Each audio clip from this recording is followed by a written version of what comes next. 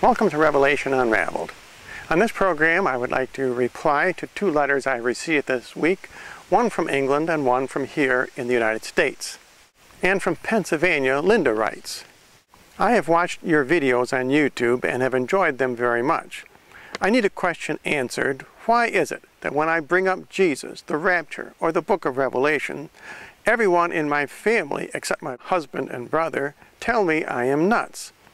They won't bring anyone around me, because when I meet someone for the first time, I always ask if they know Jesus Christ. I don't preach, but even if they are not Catholic, I give them a rosary and instructions on how to recite the decades. Why are members of my own family embarrassed of this action? And most of them won't even listen. I'm not surprised at this, Linda, because the situation is the same in my own family. When I started this ministry, the Lord told me I needed to meet people who have a like mind. And one of the great benefits of making videos for YouTube is I have met so many people who are of a like mind on the rapture, on the book of Revelations, and on prophecies of the end times.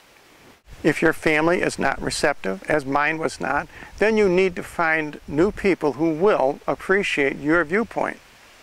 And Linda continues, I used to attend Mass every week. But then I had to find a new church because the priest used the pulpit for an hour comedy act. The other churches were no better, and some were far worse. Again, Linda, I have found myself in the exact same situation.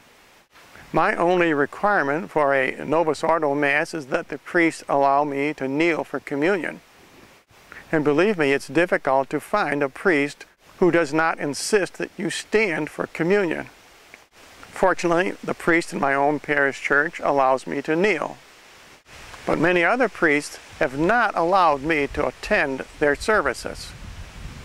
And Linda continues, I can feel something is very close. The Spirit has been talking to me a lot lately, and what he is saying is disturbing.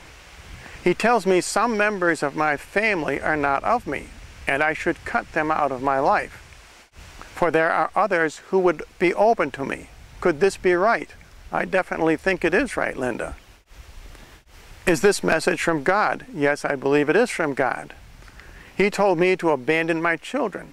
They are grown adults, but the Spirit fills my mind with thoughts of maybe others are more deserving of my time, because they wouldn't laugh at me and think I am crazy.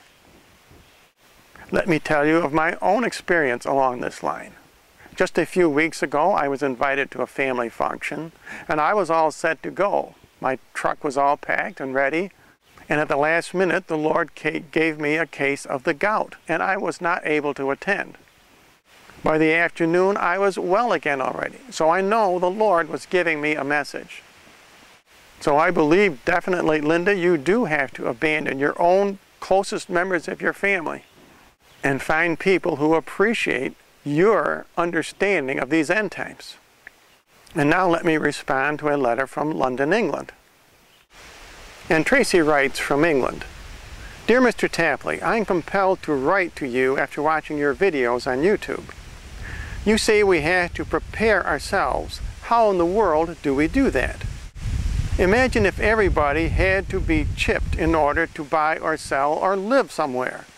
I would become a fugitive. Where would I go? What would I do? That is my question. Tracy, we need to be open to what our Lord is telling us. For each individual situation, it will be completely different. And Tracy says, I am scared, petrified in fact. I am willing to place my life in God's hands and do whatever is required to be free. Tracy, I believe you have answered your own question. Fear in these end times, according to St. John in the book of Revelation, is a great sin. God reveals the future to us not to scare us, but to prepare us. Only faith will get us through these end times.